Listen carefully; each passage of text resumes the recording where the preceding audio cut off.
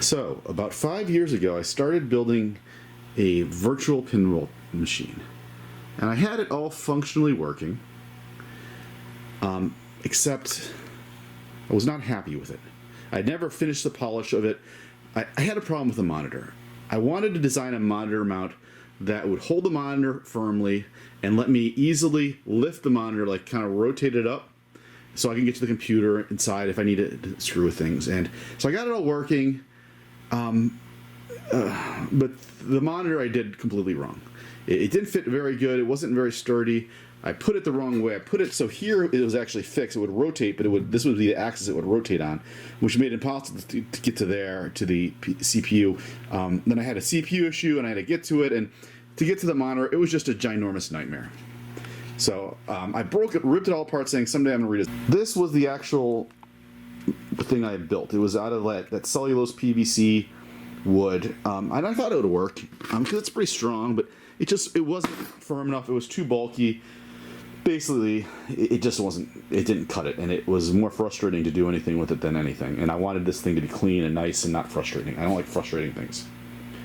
So I decided, someday I wanted to weld one out of metal, and I still might do that because I have a welder that I've never used. I've taken welding lessons, but I've never got to use it. If you're going to weld something, you need to know for sure what you're doing. So I decided, well, I'm going to prototype this out of steel tubes.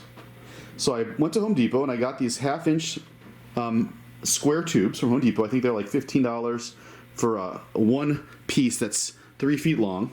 It's about that, and then you can cut them in, and then you so you need 3 basically. You need basically 3. You need one for here, one for the other side, and then you need one to cut in half, and it's not going to cut in half exactly, but the ends. And then I actually added just a 3rd piece in the middle. You probably don't need that, but for extra stability. And what I did is I made, I 3D printed the connectors. So they're basically, I don't think, do I have a connector? Basically I need like a T-joint here, which is very simple. It's just a straight through hole. The piece is bigger, and then a 90-degree angle in another one. And I put holes in them so I could like put screws if I wanted to tighten them. I found out that I really didn't even need screws because I made them almost just slightly bigger than the tube so that they get on there and they slide okay, but if you put any resistance at all, like duct tape or electrical tape, they won't move. So I did that. So I have, and the monitor I have is this 4K Vizio from 5 years ago. It's a model V405, I believe. V405, and I had to decase some of it, and then I basically took off the case and then cut off this one part so it would fit. This one piece of molding, but I left the rest of the case intact because I want to have I wanted to have something nice and strong to protect it. But it's very hard because there's not much room to mount this thing. This side has a little bit of mount area, and maybe 1/4 inch, not even 1/4 inch maybe. And then this side is completely flush, and there's no room to put hooks around the edge that way. You can put hooks around the edge this way. But I made 3D printed parts that basically slide onto the rails. Okay.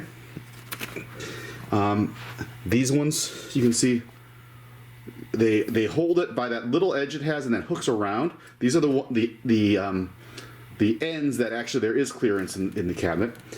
This side has no clearance to hook anything around, so I just put something there to I don't even know why. Oh yeah, to match the height of this thing, and then and rests it right there. This guy is the same thing, except it's got.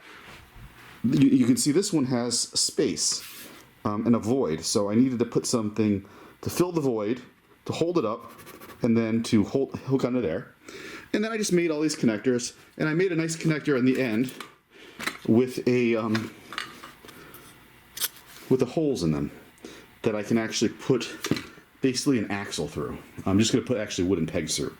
So this is real sturdy, right? This is real sturdy, and it actually works very nice. So you can see the monitor actually fits very nicely on this. Okay. all you gotta do is put it on, click it in, and it's nice and it's nice. Ooh, it will slide out that end because the cabinet actually holds it in on this end, right? I wanted to put hooks around it, but there's literally no. This thing is literally, you might have 1 millimeter total in space to hook around, and that's not gonna. You're not gonna have enough strength to do that. So it actually hooks nicely, stays in place as long as you again have something on the sides. Very nice, right? All right. So let's mount this. And I made. Where did I put it? I lost my jig. I made a jig to drill these holes perfectly. Ah, there it is. I made this jig here that, you know, you hook it into the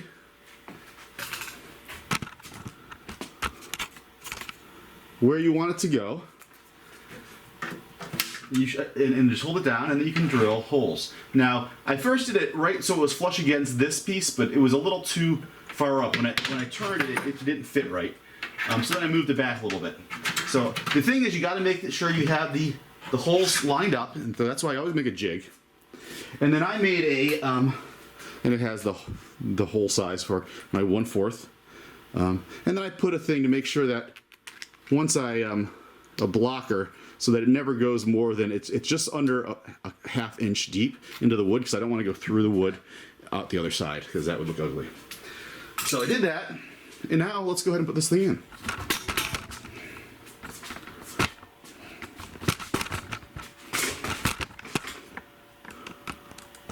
Okay, so you see,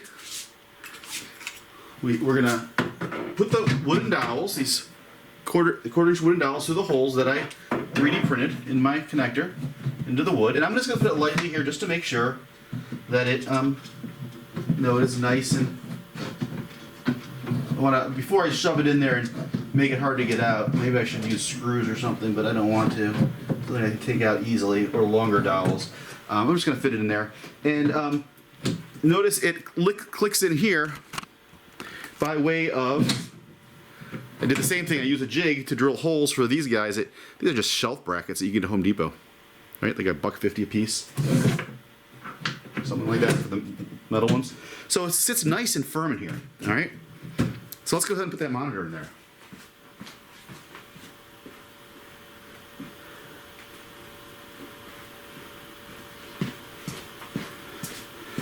All right. Now, the monitor, I have to put it this way because one end again is a deep and one end is shallow. So I'm just going to slide it in there. Locking the tabs there. Locking the tabs here. There we go. Oops. Not all the way. There we go. So that looks really nice, I think. And I had left room, of course, so I can get glass in there.